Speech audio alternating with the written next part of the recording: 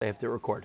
We are holding Shitas Reb Yehuda. Reb Yehuda is the opinion that you are allowed to sleep under a bed inside a sukkah. Yesterday we started trying to understand the opinion of Reb Yehuda. Chaf Amid Beis.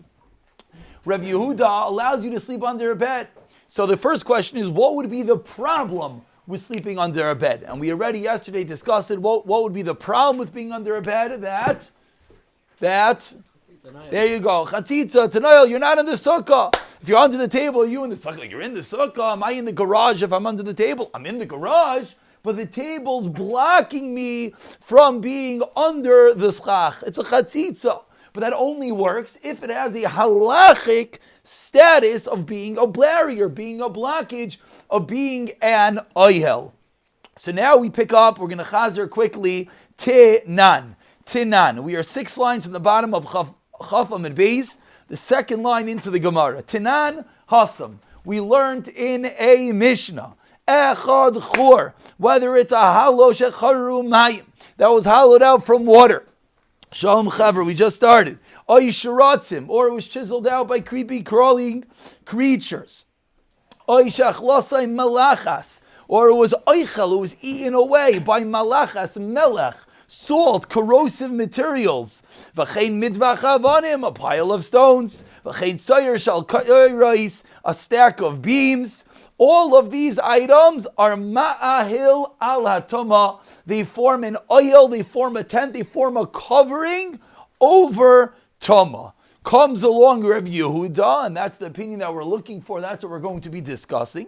Says Reb Yehuda, Oimer, kol oyel she'einoi asui bidei adam einoi oyel. If a tent is not made by man, it is not an oyel. The obvious question, which we mentioned yesterday, is what are you talking about? Who stacked up all the beams? Who stacked up the bricks? If we go to our wonderful picture book over here, we saw very beautifully that this stack of beams, this stack of bricks doesn't happen by itself. So who did it? Of course it was done bidei Adam. So what does Rav Yehuda mean that it was not done bidei Adam? So we read the second to last Rashi on the page, and Rashi taught us that what does the words bidei Adam mean? It doesn't necessarily mean physically made by man.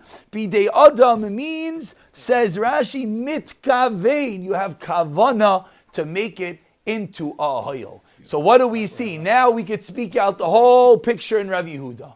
What did Rav Yehuda say in our Mishnah? One more time, Chevra. You're allowed to sleep under a bed, yes or no? Yes. The bed separates you. So what's the answer? Why do you build a bed? Do you build a bed as an oil to do something to block you from the elements?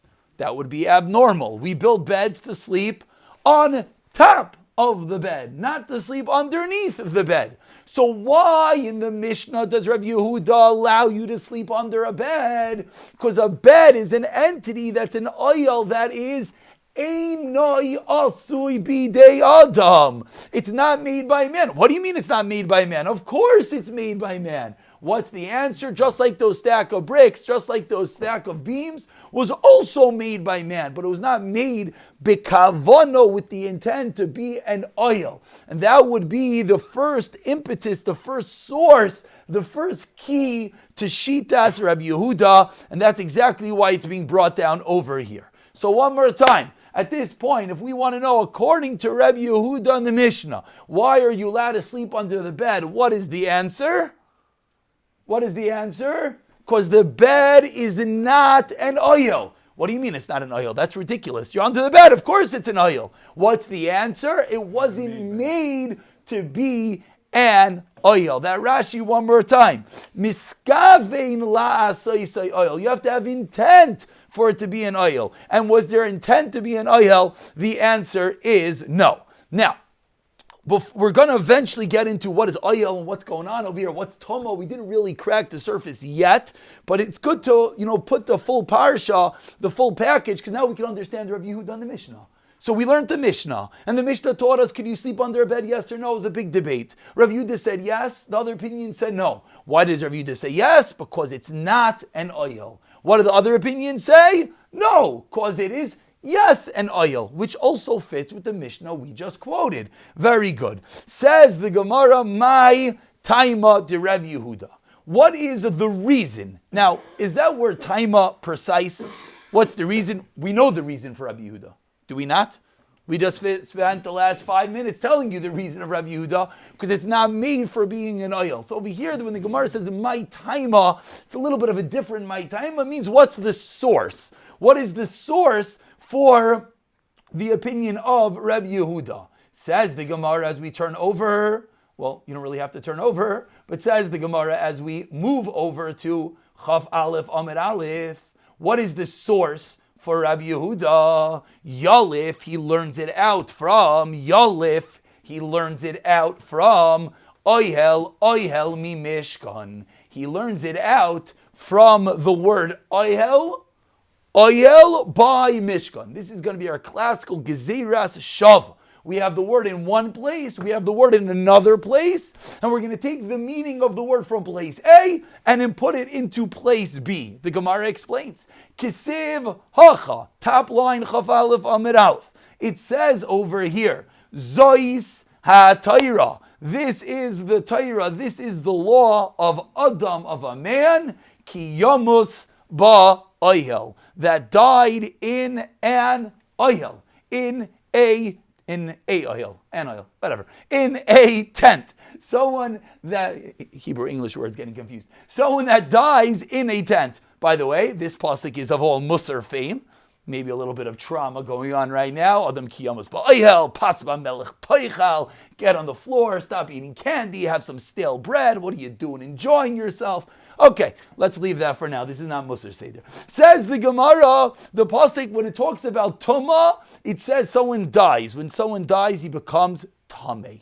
So it uses the word Oyel. Ukisiv Hasam, and it says elsewhere, Vayifroish es Oyel, and he spread out, and I read that wrong, Vayifrois, and he spread out es ha'oyel al ha-mishkan, the tent on the Mishkan. Moshe Rabbeinu is constructing the Mishkan. So we have two different psukim that use the same word, oyel. Ma lehalon, just like over there. Where is over there? By the Mishkan. Who made the Mishkan? Bidei Adam. Moshe Rabbeinu made the Mishkan. So just like by the Mishkan, it was created by man.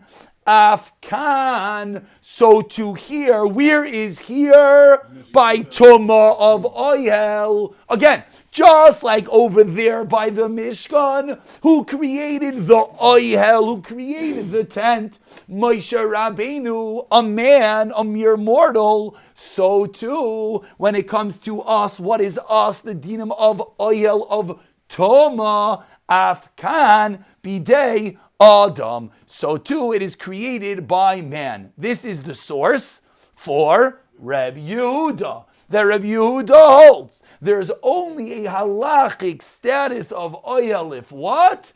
It is made by man. And we remind ourselves, what does made by man mean? Doesn't mean physically built by man. It means built for the purpose to be an oyel. Why do we need to know that? Because if we don't know that detail, our Mishnah makes no sense. But within the drasha, so now, we learned a lot right now. So what's the source of Rav Yehuda we know? The reason of Rav Yehuda we know. And why in the Mishnah Rav Yehuda allows you to sleep under a bed we know. Let's put those three ingredients together. Very important. Number one, what is the source of Rav Yehuda? Gzeira Shava. What is the Gzeira Shava? Oyel mi Mishkan. Now let's understand that better. What does it mean, oyel mi Mishkan? What does it mean, Gzeira Shava? We throw out these words all day. Let's actually understand what it means. It means, it says oyel by Mishkan. It says oyel by Toma. Just like by the Mishkan, who built the Mishkan? Moshe Rabbeinu, a man. So too by Oyel, when are the halachos, when are the laws, when is the Torah of Oyel going to be applicable? If it is made by man. That is the source to the opinion of Rav Yehuda. What is the din of Rav Yehuda? We now know that there's only Tomas Oyel if what?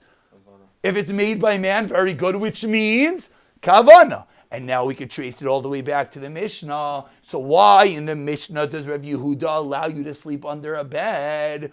Because it wasn't made for an oyel. Beautiful. So now if we were to read the Mishnah from the top, we'd have a completely new understanding in Shitas Rav Yehuda. Rav Yehuda says that you're allowed to sleep under a bed.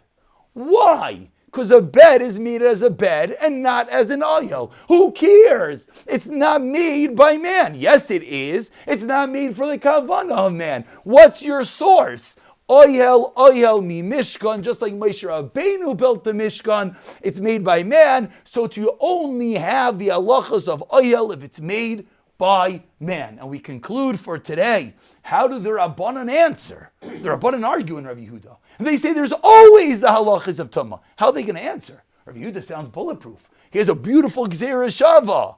What do the Rabbanan answer? 4 lines down. The Rabbanan, oyel riba. Riba means it's an extra word. The Rabbanan learned that there's a third word oyel in the pasuk. The extra word oyel comes to include marbeh, to include even if it is not made by man. So now we have a full, beautiful picture. We're going to say it one time quickly and let everyone read it inside. We have a few beautiful picture why you're allowed to or not allowed to sleep under the bed. It's dependent upon if it is an oyel, if it's not an oyel. If we learn Gzeira Shava from Moshe Rabbeinu, or if there's an extra oyel, that is the machlekes Rav Yehuda versus the Chachamim. Absolutely beautiful. Let's all try to read it together inside. And now you all can understand that we have a completely new appreciation for sleeping under the bed in the sukkah. We're starting to understand what exactly happened in the Mishnah. What was this halachais? Let's read it together. We have 3 minutes. Everyone should try to take it as much as they can. Again, and I just remind everyone, it's a minute or 2 during the day, but you'll see it's going to make the world of a difference. But for now, let's dive in and read the Gemarah. Those on Zoom, you could do the same. You could do the same. You could read it with yourself, or, I don't know, people on Zoom, you know how to use Zoom better than I do. I don't.